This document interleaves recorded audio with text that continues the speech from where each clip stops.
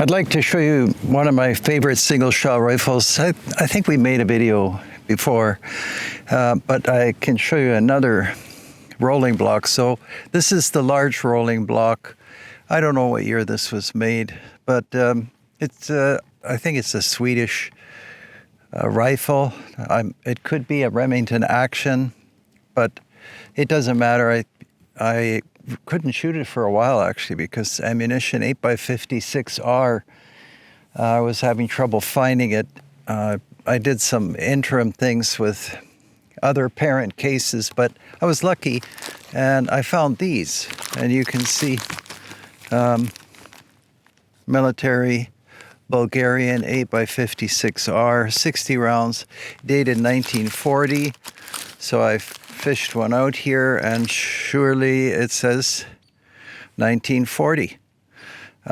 So that's the large action, and these are effortless to own and shoot well, beautiful. There's the round, and then to compare, here's the, I think it's Uberti, pretty sure, yeah, made in Italy. That's the small version of the rolling block. And as usual, everything that Uberti makes is just wonderful. There's still some colors from the color case hardening on the original full size. And of course, the smaller action has all of the colors still there. And this is in 22 Hornet, so you can see quite a difference in what they have to handle. I believe the smaller action is available in maybe 357, maybe 30-30. In 30-30, that would be a real pretty rifle to shoot. I just didn't come across one, and I wanted to make the video, so yeah, you can see how expertly they miniaturize the full-size action, and as the original, it shoots perfectly. And to reiterate for somebody who maybe doesn't know, so you load around, then you close the first component of the block, and then the rifle is fully locked. When you pull the trigger, the energy is transferred through this block, the forward block, to this ledge down here. So they're very strong. I knew a guy who shot just about everything with one in 7x57, and incredibly accurate rifles too. And yeah, truly one of those simple beauties. Of course, the history and everything else is well presented all over the place, so I won't burden you with it again, but we'll take a couple of shots here just so you can see what's what with operation. Very simple. So we have the breech open, we've got the right ammunition. That's all simple. Close the first block, and we would be ready to fire. So actually I will fire. So this is the Swedish rolling block, 8x56R, and it's Bulgarian military ammunition. Seems to be working quite well.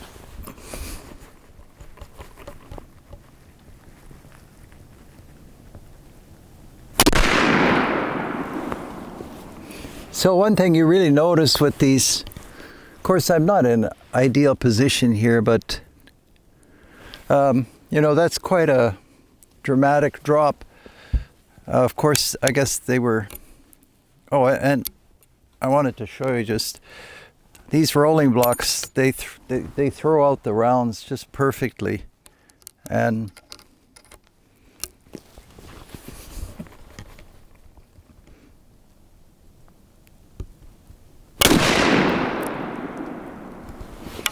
maybe getting a slight delay with the primers, but I'm not sure.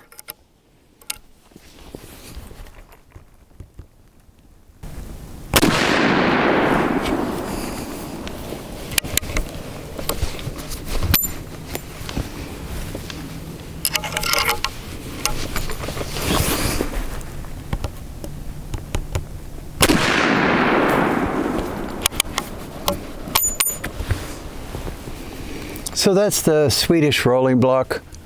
Excellent function, and can't show you the target. The group looks fine, probably 2.5, 3 inches. And I'm not shooting well right now, but very good. And then switching to the Uberti, so entirely different scale of rifle. Tiny little 22 Hornet cartridge.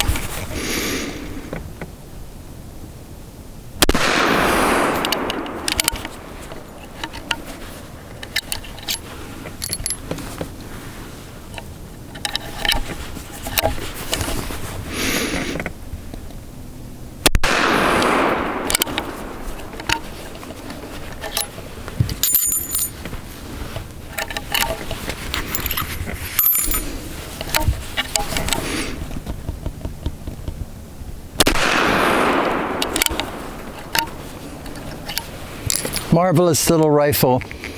Yeah, just beautiful to own. Actually, I like the little one better than the full size. It's much handier, and in something like 357 or 30-30, yeah, I mean, it's just about ideal. And that mechanism is foolproof, so simple in just about every way.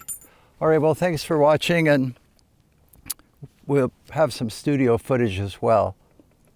So here we are with the Remington rolling block again, caliber 8x56R. And I just had a chance to study it some more, and people are always interested in details. So it says on the tang, Remington, patented November 18th, 18, looks like 64 or 84.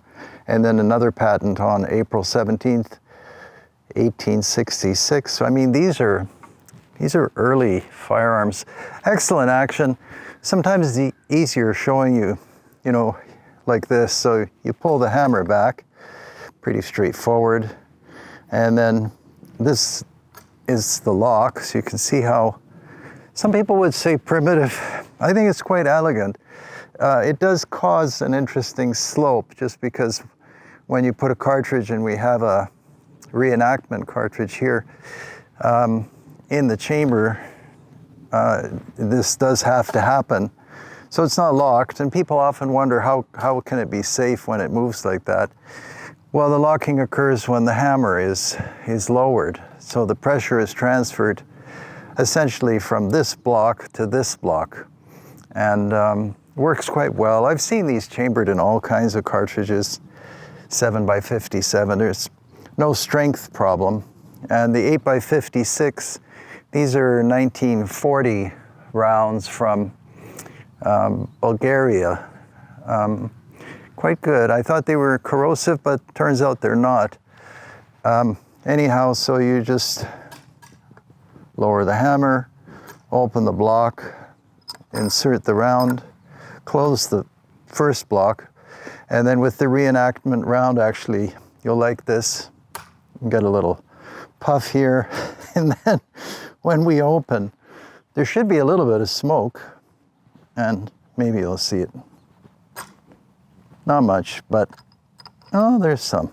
Yeah, these are usually marked, for reenactment.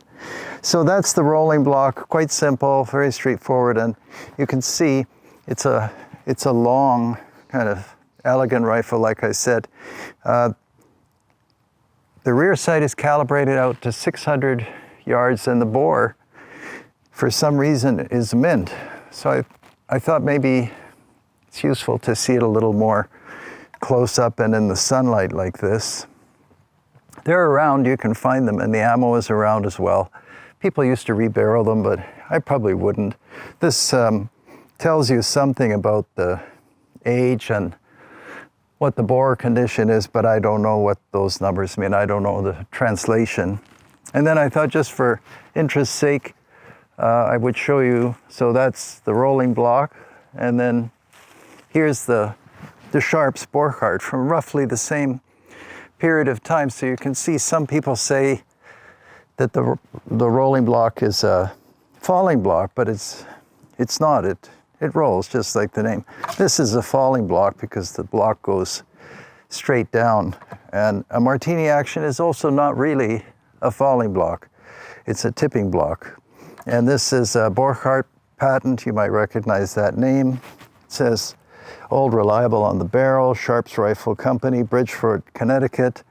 And I don't know if there's a patent date, but it's in that same area, 1884. Also, I think quite a nice rifle and an excellent action. All right, well, I find these things interesting, and I know a lot of you do too.